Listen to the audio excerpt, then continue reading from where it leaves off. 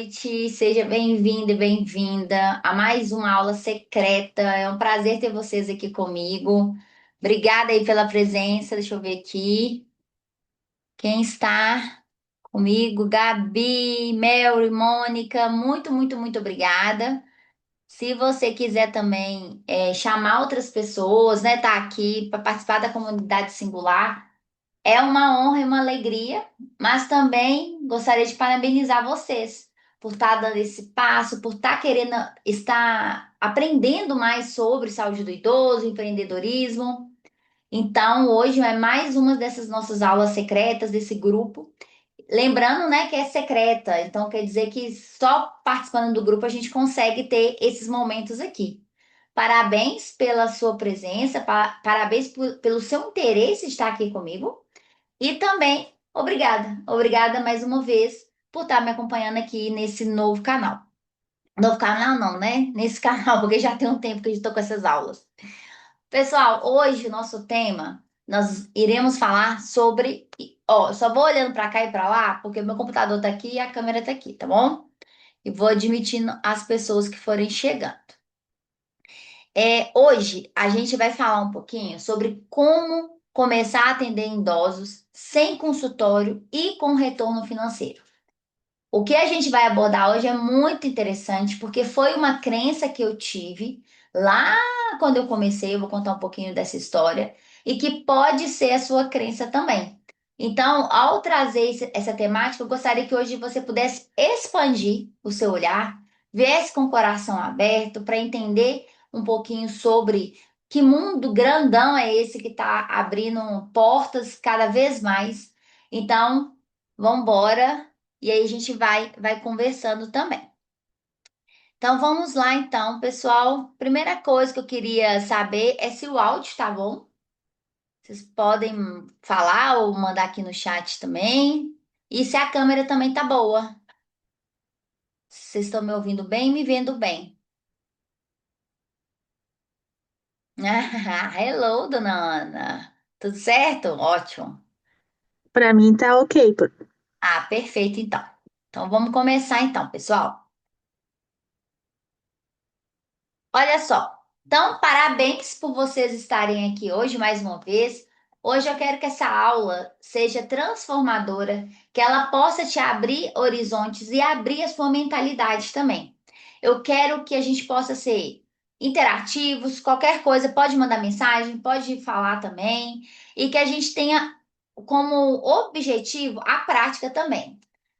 Como assim? Então, se você tiver a oportunidade aí onde você tá, tiver com papel e caneta ou no celular, alguma coisa para você ir fazendo, né? Eu acho que a gente, quando está num ambiente de desenvolvimento, de aprendizado, vários insights vai vindo, várias coisas vai vindo uma chuva de ideia.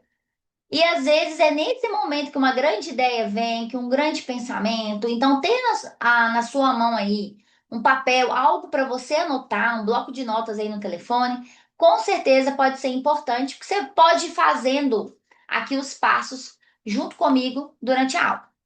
Eu quero te ensinar também como o posicionamento na saúde da pessoa idosa pode te trazer um retorno financeiro e não somente uma oportunidade de mercado, mas também com propósito, com valor e com sentido, que é o que eu sempre falo aí para vocês.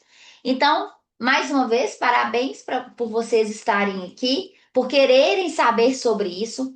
E por que que eu estou falando tanto parabéns? Porque vocês sabem que é uma aula sobre saúde da pessoa idosa e muitas vezes isso passa despercebido e daqui a pouquinho eu vou te contar por quê de vocês estarem aqui já é um grande passo. Então, para quem não me conhece, meu nome é Raquel Eustáquia, eu sou enfermeira há mais de 10 anos formada pela UFMG. Tenho aí dentro da minha carreira toda voltada para a saúde da pessoa idosa e cuidados paliativos. Eu já tenho 10 anos de formada e nesses 10 anos, na parte acadêmica, eu fiz mestrado, sou titulada, mentira, vamos lá de novo, eu tenho que lembrar os caminhos. Eu fiz residência em saúde do idoso pelo Hospital das Clínicas aqui na UFMG. Logo em seguida, fiz um mestrado na área de idosos em cuidados paliativos.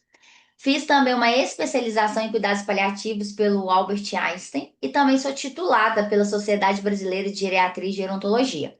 Essa é a minha parte acadêmica, mas também tem uma parte profissional que me acompanhou durante todo esse tempo. Então, durante esses 10 anos de formada, né, 15 desde quando eu entrei na faculdade, são 10 anos atuando com pessoas idosas e em cuidados paliativos, passando aí por vários serviços, desde a assistência de diversos hospitais aqui da Grande Belo Horizonte, até também a gestão. Então, atualmente, eu sou docente, professora universitária do Centro Universitário UNA, também docente de pós-graduação, tanto da Anima quanto do Albert Einstein também. Mas a grande parte assim do meu trabalho hoje não é diretamente no hospital, é empreendendo dentro da RE Cuidado, Gestão e Educação, onde eu trabalho três frentes que eu acredito muito. A frente do cuidado, que é o que a gente vai fazer, falar um pouquinho mais dela hoje. Mas também tem outras frentes, como de gestão, com parte de consultoria, parte de também de análise de mercado para empresas que querem, né, trazer, precisam desse referencial técnico. E também, com certeza, que este momento aqui é o braço da educação. E para mim, pessoal, para quem não me conhece, sabe que educação transformou a minha vida e eu acredito que ela transforma a vida das pessoas. Então, para mim, aquela frase do Paulo Freire, né, que educação não muda o mundo, educação muda pessoas e pessoas que mudam o mundo. E pensando nisso para a enfermagem, eu acredito que a partir da educação a gente consegue mudar a nossa profissão partindo da gente, partindo da nossa própria educação também. A Raquel também é esposa do Vitor, ela também ama, eu amo viajar, amo viver a vida com intensidade dentro daquilo que ela me permite e amo viver com sentido. Então tá aqui hoje tem muito sentido para mim, faz parte do meu propósito de vida. Então, essa é um pouquinho da Raquel Eustáquia, para quem não me conhece. E a gente tem aqui como os objetivos, que é o seguinte: o que que eu quero com essa aula? Vamos ver se no final vocês me falam se eu conseguir atingir esse objetivo, tá bom? Eu quero te ensinar que, mesmo sem consultório, você pode começar a atender a pessoa idosa e pode começar a empreender com retorno financeiro.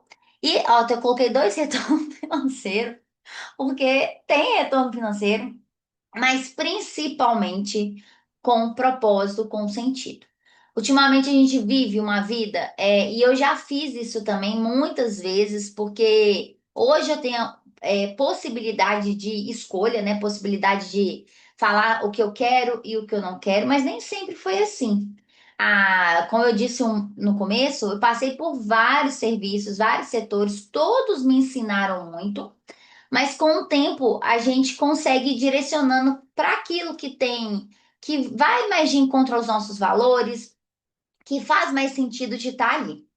Então, quando eu decidi, né, empreender, há 2 anos atrás, peraí, 2 anos atrás, mas esse processo de empreendedorismo começou bem antes, e aí eu vou contar um pouquinho dessa história para vocês.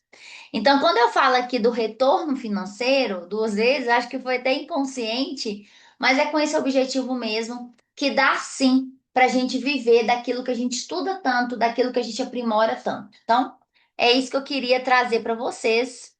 Mas principalmente, deixa eu ver. Tinha mais um slide aqui. Onde que tá? Vamos lá. Eu quero que essa aula seja a transformação de mentalidade.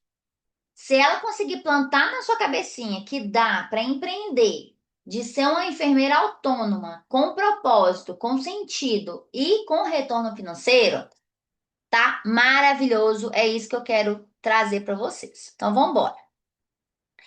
Gente, eu só trago verdades. Quem me conhece sabe que quem eu falo toda hora, o tempo todo. Contra dados não há argumentos.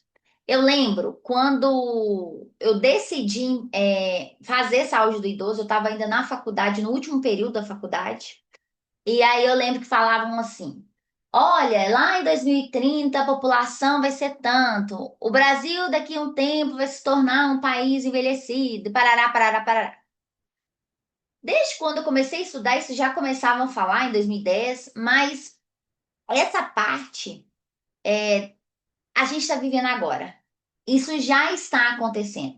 E ainda muitas pessoas fazem um discurso de futuro, e eu quero trazer essas verdades aqui para vocês.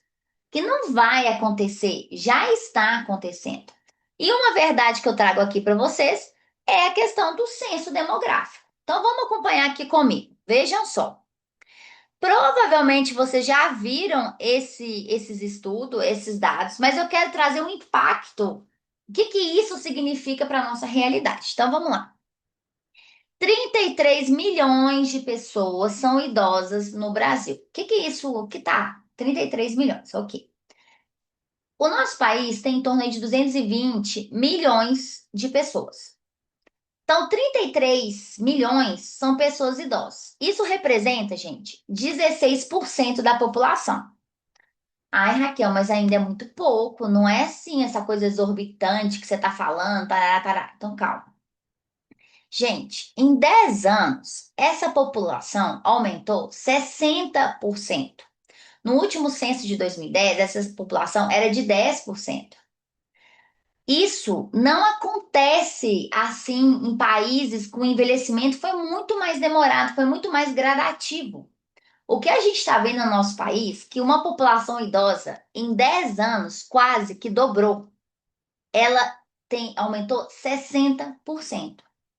E aí, aquela coisa que a gente via na escola da pirâmide, sim, a pirâmide já está achatada aqui embaixo e já está alargada. Eu não trouxe pirâmide porque ia ficar muito assim, aula, né, aula de curso, faculdade, mas basta olhar o número de pessoas acima de 80 anos cada vez maior. Então, só trago verdades, esses são os dados do censo. Mas eu quero trazer mais uma outra verdade que talvez você não saiba, mas é para te convencer que o negócio já está acontecendo. Olha só. O número, olha, vejam aqui, gente, 2030 é daqui 5 anos. 2030 não é daqui 20 anos, 2030, ó, 2030. 2030 é daqui 5 anos. Em 2030, vai haver mais pessoas idosas do que crianças. Vocês têm noção do que é isso, pessoal? A gente ainda não vivenciou isso ainda, mas daqui 5 anos, onde vocês estarão em plena idade produtiva, onde vocês estarão no mercado de trabalho, tanto quem está estudando ou quem já está no mercado de trabalho, a gente vai estar dentro deste mercado. Então, daqui 5 anos, o nosso país vai ser composto majoritariamente por pessoas idosas. Gente, isso não é daqui 20 anos, isso é daqui 5 anos. E por que que eu estou falando isso o tempo todo? Porque muita gente ainda não se atentou para isso. Muitas pessoas da nossa área, eu nem vou entrar no mérito de política pública, eu nem vou entrar nessa questão aí do resto, vamos falar da gente. Os profissionais de enfermagem não estão entendendo isso. E o que eu escuto muito é o seguinte: ah, eu não quero mexer com idoso, não quero mexer com idoso. Pessoal, você não vai ter essa opção de não querer. Quando eu fiz a minha escolha em 2016, eu ainda tinha uma opção. Eu quis me especializar nessa área. Hoje, o profissional generalista vai ter que saber sobre pessoas idosas. Então, essa é a nossa realidade hoje. A nossa realidade hoje é que daqui 5 anos o nosso país vai ser mais envelhecido, vai ter mais pessoas idosas do que crianças. Guardem isso. Essa pedra está sendo cantada há muito tempo e esse envelhecimento foi mais rápido do que as projeções anteriores. Então, gente, vocês não têm ideia do que pode se tornar o nosso país. E aí, entrando um pouquinho naquele mérito, por quê? O nosso país, ele não tem política pública para pessoas idosas. A gente não sabe cuidar de pessoas idosas. A gente não sabe, não temos cuidadores para essas pessoas. E lembrando mais uma vez que essas pessoas, mais ou menos aí 70% vão ter algum tipo de doença crônica. Então, meninas, o que que a gente tem aqui? Então, pensando nisso, qual que é o meu propósito dessa aula? Eu já falei lá dos objetivos, mas eu quero te falar qual que é o propósito dessa aula hoje. A gente vai viver um mini processo de construção do seu modelo de atendimento, mesmo que você nunca tenha feito isso. Ah, Raquel, mas como? Calma que eu vou te explicar como é que faz.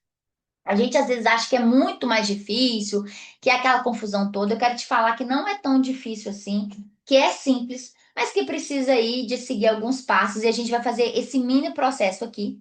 Por isso que eu falei para vocês estarem com papel e caneta, um bloco, para vocês irem fazendo de vocês também, a partir que a gente vai fazendo a aula. Então vamos embora. Olha só, a primeira coisa, gente, que vocês precisam entender.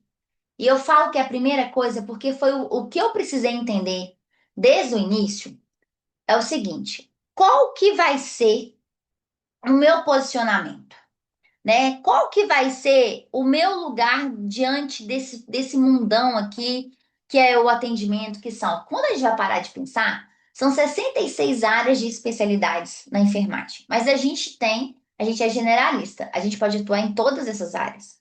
Não necessariamente a gente precisa de uma especialidade para atuar nelas.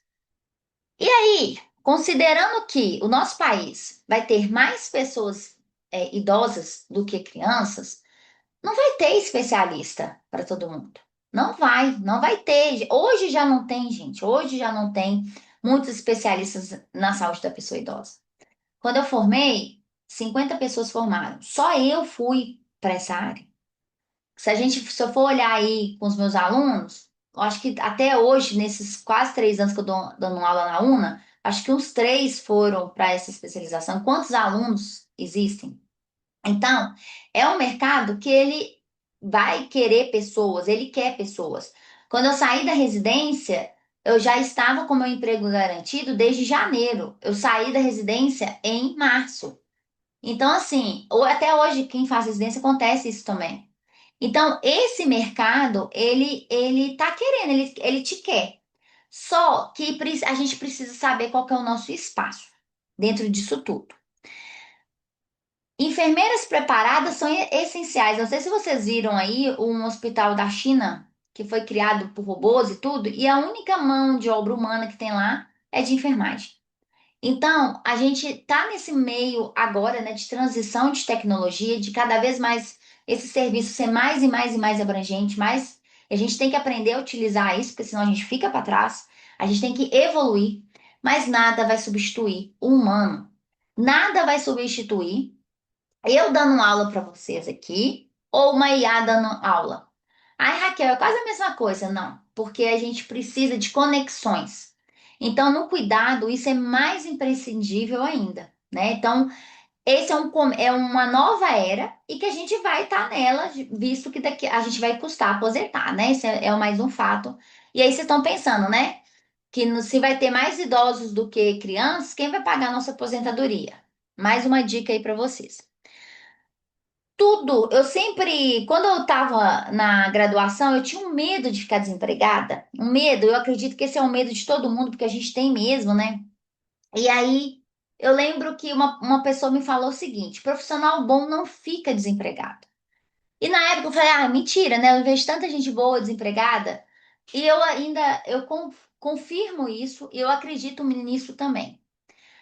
O profissional que sabe qual que é o seu lugar dentro daquela sociedade, qual que é a sua profissão, o valor da sua profissão, ele se posiciona de uma forma diferente daquele enfermeiro que acha que o dele é menos valoroso. E eu falo o tempo inteiro, vocês vão escutar eu falar isso o tempo inteiro, que a valorização começa da gente. Então, se você quer empreender, esse passo tem que estar muito claro, muito, muito, muito claro. O que que o enfermeiro faz? Parece óbvio, né? Mas tem gente que tem 20 anos de formado e não sabe até hoje. O que que o enfermeiro faz? Qual que é o seu posicionamento? Quais são as minhas competências técnico-científicas e legais? Até onde eu posso ir? Até onde eu estou deixando de ir? Então, isso tem que estar muito, muito, muito claro. Fazer enfermagem é fazer uma ciência que é estudada há muito tempo, mas que é um cuidado que só você pode fazer. Porque você fez uma faculdade, fez uma graduação de 5 anos, 4 anos e meio ou 4 anos.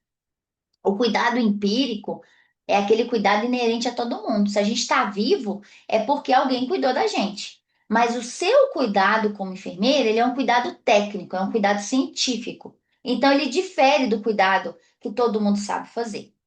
Então, quando eu sei disso, eu sei que só a enfermagem pode fazer certos tipos de cuidado. E aí, gente, não tem como, né? Esse é o primeiro passo, porque você depende dele para poder seguir adiante. Não adianta, não que adianta querer pular o para ir para o passo 2, para o passo 5, se você não entende qual que é o seu posicionamento, qual é o porquê e o para quê que você veio. E aqui eu queria trazer essa reflexão aqui para vocês, que pode ajudar aí vocês a encontrarem um caminho. Essa aqui sou eu, essa aqui de calça vermelha, né? Olha só, gente, vermelho com verde, uma pessoa muito com um all-star de cano alto, Jesus amado, né? Mas essa sou eu, devo que eu tinha aqui uns 6 anos por aí. E essa que tá me abraçando aí é minha avó.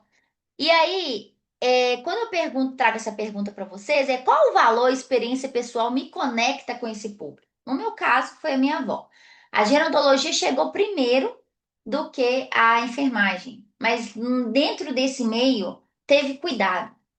E aí, o que me conectava, né? O que me conectou, tanto ir para enfermagem quanto ir para a saúde do idoso, é justamente ver que essas pessoas não são olhadas. Essas pessoas não têm gente querendo cuidar delas, igual tem gente querendo ir para emergência, igual tem gente querendo ir para anel.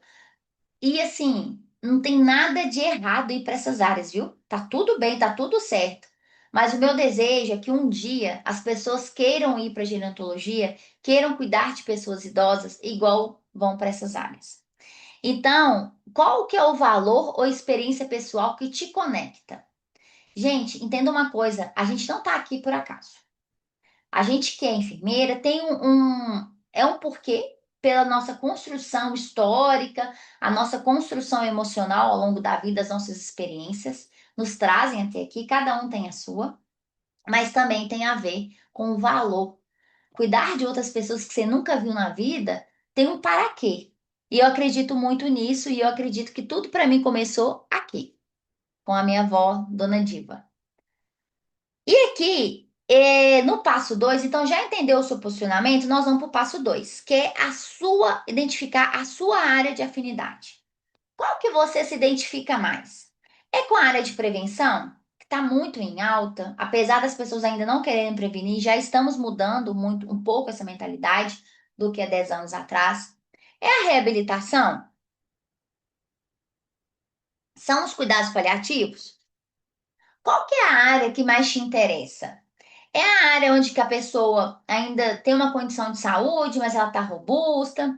É nessa parte de transição, quando ela tem um evento e você vai trabalhar ali para ajudar a reabilitar ela. Ou já é na parte de finitude, na parte dos cuidados paliativos. Por que que é importante a gente identificar? Ah, Raquel, então eu não posso atuar nessas três? Lógico que pode, mas nós estamos falando aqui para você começar. Para você começar, é muito importante você identificar uma área específica, porque aí você vai medir, você vai dar os seus esforços para aquela área. Então, nesse caso aqui, escolher uma área, e no marketing, né, a gente fala muito do nicho, não só no marketing, mas na questão dos negócios também. Qual que é o nicho? Qual que é a sua persona? Com quem que você vai se comunicar? Então, no caso aqui, né, a gente comunica melhor a sua proposta e você direciona. É aquela coisa da Alice, gente. Se você não sabe, a Alice pergunta, né? Não se lembra pra quem, se é por relógio ou se é por chapeleiro maluco. É bom que eu não sei a história toda, mas eu sei o negócio, né? Ela pergunta o seguinte: Fulano, qual caminho eu segui? Aí o fulano lá, que eu não lembro quem é, fala assim: Olha, para onde você quer ir? Ela, não sei. Aí ele fala, né? Para quando você não sabe, qualquer caminho serve. Então é isso, gente. Quando você fala que vai trabalhar com todo mundo, você não está trabalhando com ninguém. Então é importante especificar, ver, começar nisso, ver se vai dar bom, se não vai dar. E aí depois a gente vai seguindo. E aí, nisso, na hora que você definir a sua área de atuação, você tem que definir que tipo de problema eu quero ajudar a resolver.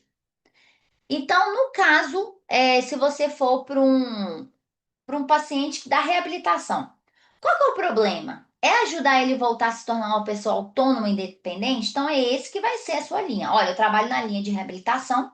Então, exemplo, eu trabalho na linha de. Eu só trabalho com pacientes que estão em processo de deshospitalização. Então, eu vou trabalhar na reabilitação dele, dentro do domicílio nesse processo de transição. Então, o problema que eu te ajudo a resolver é que ele volte a ter, de acordo com as minhas competências técnicas, a sua autonomia e independência, aí vai depender de cada caso. Então, o que que vocês estão resolvendo com o seu problema?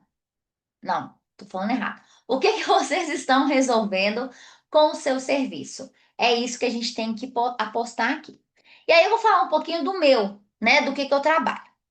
Então, a gestão do cuidado singular, que é o produto com que eu trabalho, ele tem um compromisso com a dignidade e o bem-estar da pessoa idosa e sua família. E aí, o que que é isso? No começo, gente, hoje eu consigo pegar essas três. Mas querendo ou não, pela minha comunicação, pelo aquilo que eu falo, as pessoas, né, por mais que eu falo assim, ah, eu cuido de todo mundo, de todas essas áreas, tanto da promoção, da prevenção, da reabilitação e dos cuidados paliativos. Mas, e também se for pontual também. Só que hoje, tudo vai da comunicação, né? Eu comecei falando mais da questão dos idosos, mais voltado para os cuidados paliativos. Então, hoje, os meus pacientes, eles são mais dessa linha, né? Então, são pessoas que já estão mais para os cuidados paliativos. Mas essa foi a comunicação que eu fiz. Então, se eu quero abranger um outro público, que não é dos cuidados paliativos, mas, por exemplo, da prevenção, e eu tenho pacientes assim também, são menos do que os de cuidados paliativos, eu tenho que mudar minha comunicação. Então, mas todo mundo sabe que eu sou enfermeira e é o que eu escuto muito. Raquel, você atende pessoas que não estão em cuidados paliativos? Claro, hoje eu atendo. Mas no começo, quando eu comecei, não foi assim. Então, a gestão do cuidado singular é isso. Eu trabalho todas as etapas do processo de enfermagem para o paciente, igual eu contei para vocês, nesse meu caso, mais direcionado aí aos pacientes em cuidados paliativos, mas é por conta da demanda. É o que tem surgido aí de demanda. Beleza, já sei qual que é o meu posicionamento, já sei qual que é a minha área de atuação. E agora eu vou fazer, para me começar, eu vou fazer um serviço enxuto e estratégico. O que que é isso? Eu vou delimitar quais vão ser as minhas ações. Por quê? Porque eu não quero que você saia da sua CLT. Eu não quero que você abandone tudo, faça aquelas coisas loucas, né, de empreendedores. Ah, lá aquele cara, Casey, largou tudo, investiu R$ 5 que ele tinha e hoje é um bilionário. Gente, eu acho isso lindo, maravilhoso, mas isso não é factível com a minha realidade. Eu nunca pude fazer isso. Por quê? Porque eu sou adulta, eu tenho conta para pagar, eu tenho uma casa, eu tenho os meus compromissos. Então, eu não quero que você faça isso. Vocês não vão me ver falando isso. Porque eu quero que vocês, no primeiro momento, consiga juntar as duas coisas e fazer dar certo. E quando estiver bombando, a gente vai e escolhe, faz as nossas escolhas. Hoje, igual vocês sabem, eu continuo, eu sou ainda CLT e também sou CNPJ, sou as duas coisas. Por quê? Porque para mim é super importante essa outra parte da segurança e continuar aí com a minha empresa também. E aí, como é que eu vou estruturar esse serviço? Né? Que seja um serviço enxuto. Eu vou fazer só atendimento domiciliar, por isso que eu falei que não precisa de consultório. Hora nenhuma vocês vão ver aqui consultório. Porque a gente tem a ideia que trabalhar com pessoas idosas, porque a gente está vendo muito, é bem legal esse movimento, né? Muitas áreas da enfermagem falam consultório de enfermagem disso, consultório de enfermagem daquilo. Mas, gente, como é que você vai fazer um procedimento, um botox, dentro de casa? Pode fazer? Pode, mas tem todas aquelas questões, né, da vigilância sanitária. Existe não só o botox, mas qual outro procedimento? Exige aí uma questão do conselho, que a gente tem que respeitar, enfim. Então, para o idoso, você não precisa disso. Então, você pode fazer. Hoje, os meus atendimentos, que eu já fiz em consultório, eu acho que foi umas 2 vezes só. Mas a maior parte deles é domicílio. Por quê? Eu vou contar um caso que aconteceu com a minha mãe. A mãe, esses dias aí para trás, estava passando mal. E aí foi aquela época que estava cheio de bronquiolite, H1N1 nas UPAs, aquela coisa toda. O serviço online não estava funcionando. E aí eu falei, mãe, você não tomou vacina. Se você for para o hospital, a gente vai por conta de uma coisa e vai voltar por conta de outra. Porque tá cheio disso, não tomou vacina, enfim, a vacina da gripe. E aí, gente, nesse dia o que eu queria era uma consulta médica no domicílio, porque eu precisava ver, né, o machucado que ela tava. E aí, Isso não tem preço, isso é conforto. Imagina, gente. A médica veio cá, ficou aqui meia hora e 40 minutos, verificou minha mãe precisava de antibiótico, tá? Olha o tempo. Nesse dia, eu trouxe ela aqui pra casa, a gente fez almoço, ficou conversando, vimos filme, que a coisa toda. Olha o conforto. Você acha que a pessoa idosa, imagina uma pessoa idosa frágil indo para o pronto atendimento, o custo que é, o tanto que ela está susceptível. É muito mais fácil você ir na casa dela. Então, lógico que isso tem um preço. E aí, daqui a pouquinho eu falo um pouquinho disso. Então, esse serviço vai ser no domicílio? Vai ser parceiro com algumas instituições? Vai ser um atendimento itinerante? Um dia você está numa cidade, outro dia você está em outro bairro? Como é que vai ser? Vai ser online, lembrando que a gente tem respaldo, tem uma resolução falando do nosso, da teleenfermagem. Então, seguindo tudo bonitinho lá, você não está fazendo nada errado, a gente é super respaldado. Eu também tenho pacientes de teleenfermagem, né? Então, não é nada errado. Isso não é nada. Ah, Ana, muito bom. Como conseguir parcerias com as instituições? Excelente pergunta, Ana. As instituições, a gente tem que fazer um outro movimento que é ação de prospecção de clientes. O que que é isso? Se a gente chegar assim para as pessoas e falar assim, olha, eu sou enfermeira, todo mundo vai olhar para sua cara e falar assim, aham, tá bom, o que que você está fazendo aqui? Vocês não acham que eu nunca escutei isso? Ah, eu lembro de eu estava fazendo sobrancelha. Aí eu não sei quem que eu falei assim, nossa, eu tenho que ir porque eu vou atender agora online. Aí a mulher me perguntou assim, ah, você é médica? Eu falei, não, eu sou enfermeira. Ué, mas desde quando enfermeira atende online? Falei, desde 2000, aí fui falando, aí lancei todas as resoluções e falei assim, muita gente não sabe, né, mas a minha profissão é muito grande. I'm sorry. E aí, gente, o negócio é o seguinte, é a gente mostrar, é elevar o nível de consciência das pessoas. Então, Ana, respondendo a sua pergunta, é buscar essas parcerias mesmo. É bater na porta? É bater na porta, é marcar reunião, é mostrar o que que você faz. Eu fiz isso buscando parcerias com profissionais médicos, com profissionais fisioterapeutas. Tá, você cuida de só de ferida, né? Muita gente acha isso. É você quebrar essas crenças o tempo todo é quebrar a crença. Hoje está melhor porque as pessoas me conhecem mais, mas no início não foi assim, não, tá? Não foi. Então a gente tem que fazer esse movimento de prospecção, que é buscar clientes, até chegar no momento em que esses clientes chegam até você. Respondi a sua pergunta, Ana? E aí, qual que é o formato que faz mais sentido com a minha realidade atual?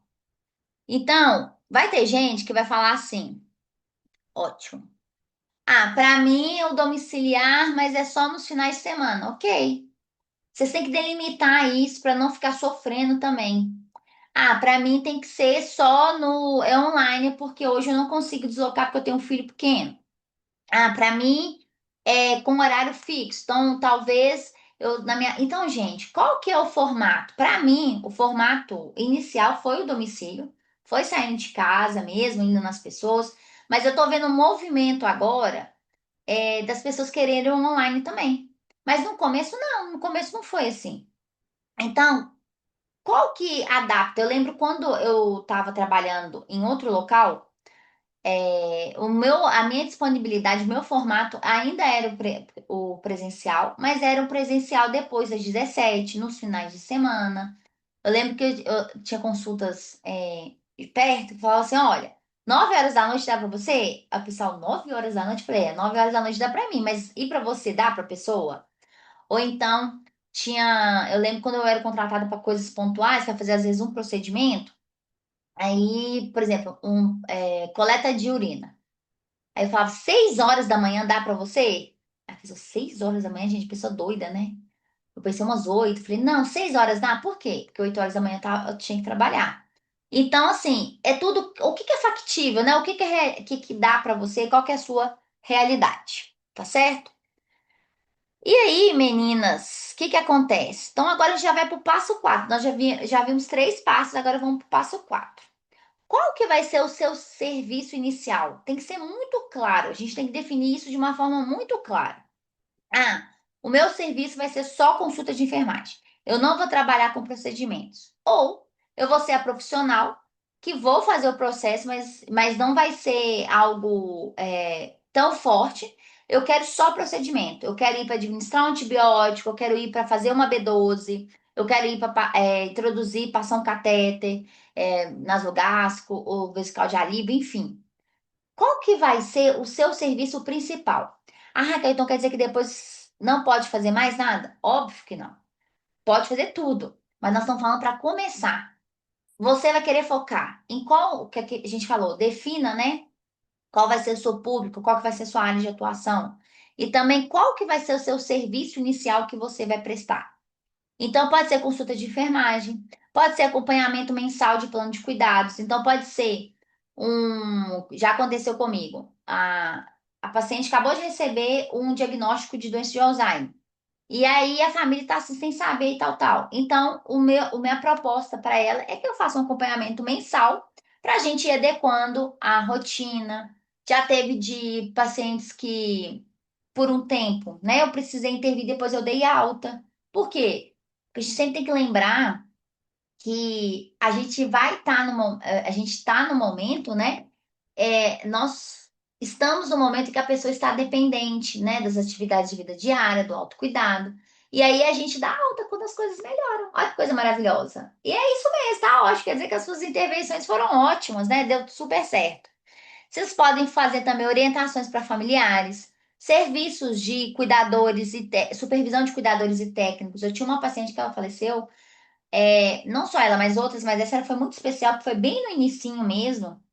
Fiquei com ela há muitos anos, uns 8 anos mais ou menos, que a minha função era fazer essa gestão dos cuidadores, dos técnicos de enfermagem, dar treinamento, enfim. Essa era a minha função também.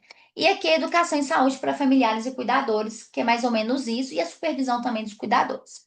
Lembrando, né, gente, que onde tem técnico de enfermagem, tem enfermeiro, né? Então, pensem aí no tamanho da abrangência que vocês podem ter. E aí, uma coisa que. Raquel, qual que você trabalha? Trabalho com todos aqueles. Hoje eu trabalho com todos aqueles. Mas eu comecei, por exemplo, com procedimento. Eu só ia para lesões. Eu só ia para questão de curativo. Depois a gente vai abrindo. Quanto mais tem, quanto eu parei, né?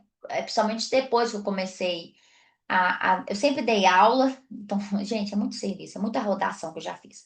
Mas há 2 anos atrás, eu saí do trabalho que era horário comercial, e aí eu comecei a ficar exclusiva na UNA, né? Então lá eu tinha, então, por exemplo, eu dou aula de manhã e dou aula à noite. Tem dia que eu dou aula, tem o cargo da coordenação pedagógica também, mas ele é muito flexível. Então dá pra gente encaixar. Então, por exemplo, hoje, às vezes eu tenho uma reunião 2 horas da tarde, mas 1 hora da tarde eu consigo atender um paciente.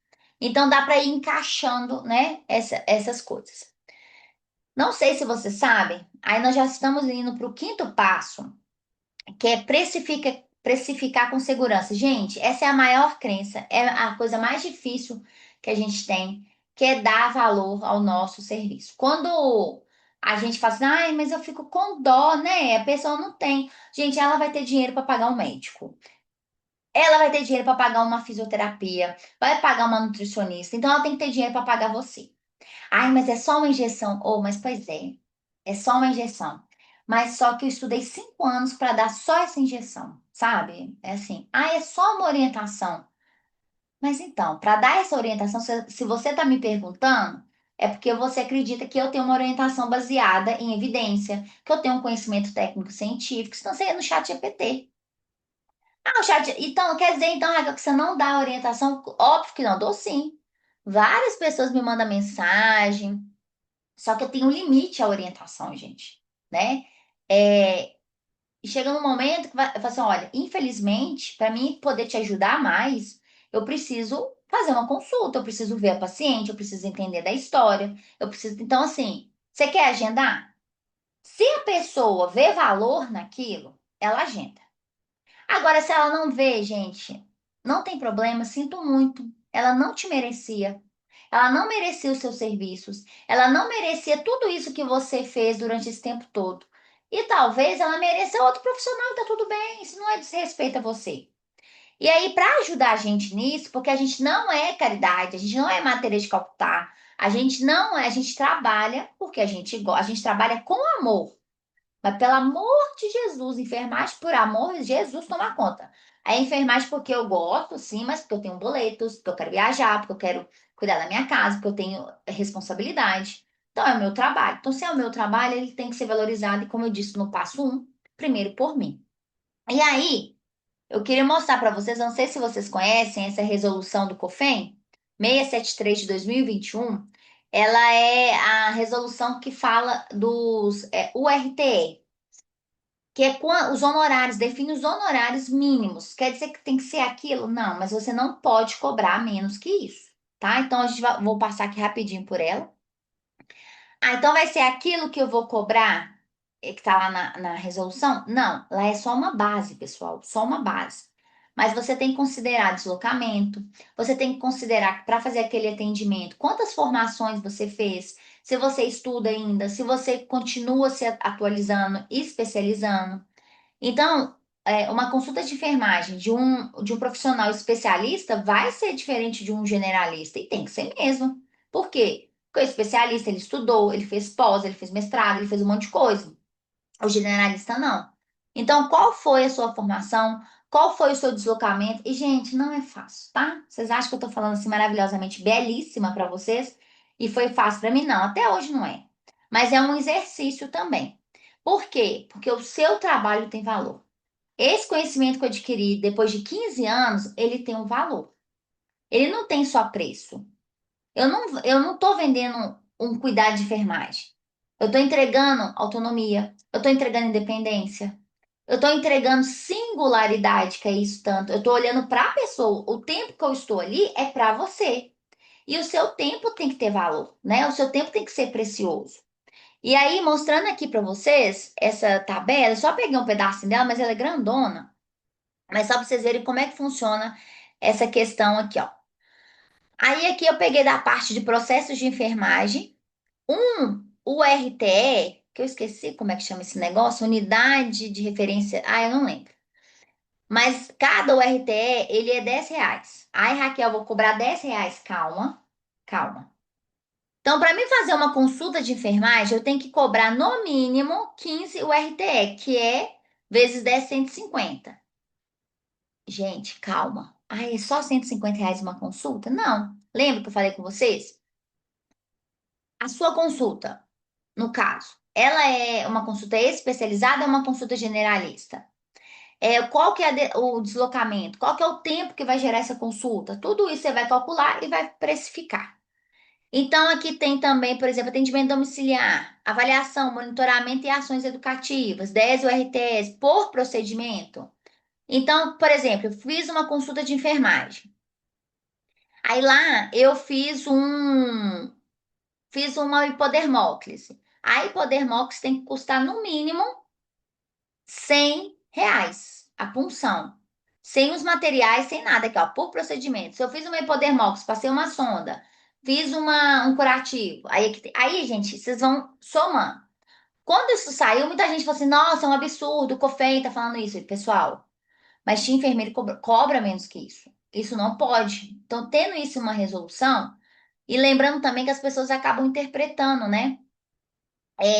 Interpretando errado, assim.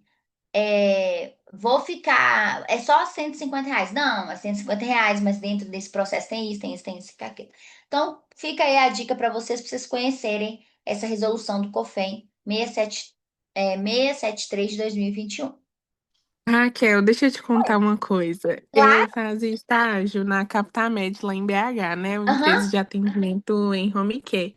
certo. E aí eu fazia captação de profissionais do interior e lá Ah, também capta profissionais da matriz, que no caso é BH e as cidades metropolitanas.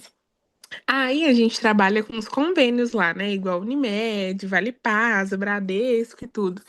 Minha filha, para aham, contratar profissional. E assim, os convênios não fazem um bom repasse das consultas, de consulta isso, nenhuma.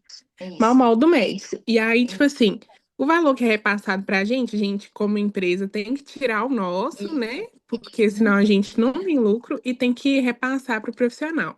No Isso. caso, nossa, a gente tinha que contratar enfermeiro para poder fazer visita, às vezes longe, às vezes em cidade do lado. E assim, os enfermeiros tinham que aceitar 60, R$ 65. Nossa, e eles caíam matando, mas a gente tinha que contratar nesse valor, né?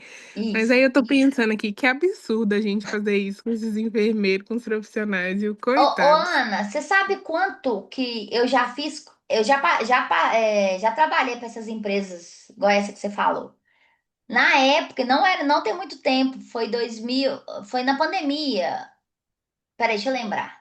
Ai, gente, tem tanto tempo. Foi antes, foi 2019. Não, 2019 melhorou. 2019 foi R$ 55.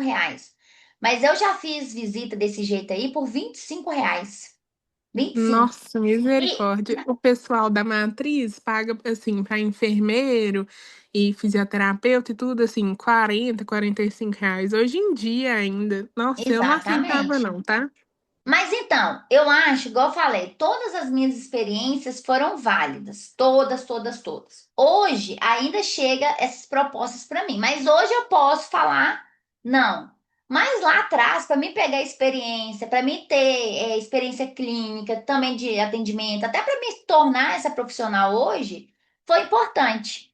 E aí, mas isso também, é assim, eu acho que tem um tempo para você fazer isso. Depois, eu acho que já não compensa mais. Eu fiz isso quando eu era recém-formada. 2020 foi aí quando começou a melhorar, foi quando eu saí. Então foi depois de 5 anos, né? Então, assim, realmente, as empresas, né, elas não estão olhando para isso aqui de jeito nenhum. Mas se você for olhar, tá ilegal, porque a gente tem o nosso conselho aí falando, né? Mas tem muita coisa envolvida dentro desse meio, né, Ana? Muita, muita coisa. E aí, pessoal? A pergunta que não quer calar, né? Essa aí eu vou deixar para vocês me responderem. Você acha que o cuidado que você presta merece não? Esse é muito errado. Merece ser pago? Por que que eu tô te perguntando isso? Porque a gente volta lá pro começo. Se você acha que aplicar uma injeção intramuscular é super simples, que qualquer um faz, realmente não merece ser pago, aí a vizinha tem que bater lá na sua porta e te pedir para dar mesmo. Agora, se você acha que merece ser pago, então tá tudo bem, a gente começa a conversar a partir de agora. Por quê, pessoal? Você precisa entender que você estuda não é para fazer caridade. Pô, Raquel, como você é ruim, você parecia uma pessoa boa. Claro, faço caridade. Tenho dentro dos meus pacientes, tenho os sociais, óbvio que tem. Tudo que vocês imaginar que eu vendo aí, gente, tem coisa social. Todos têm, todos têm. Mas eu não faço só por isso. Eu faço porque eu preciso trabalhar, é o meu trabalho, eu estudei muito para isso. Então eu mereço sim ser paga, mereço sim. E por que que a gente não cobra? Por que que a gente não cobra essa bondade, né? Essa caridade do médico, do psicólogo, do fisioterapeuta? A gente cobra essa bondade, essa caridade só do enfermeiro. E isso tem uma explicação óbvia que é de toda a nossa história, que começou lá. Aí vocês lembram dessa história toda aí, né, gente? Então, se você acha que merece ser pago, a gente pode conversar mais a respeito. Pessoal, me conta aqui pra mim, tá fazendo sentido pra vocês? Fala aqui no chat. Ah, tá, Luísa, muito bem. Exatamente, é isso. A valorização não é com piso, gente. Se vocês acham que valorização é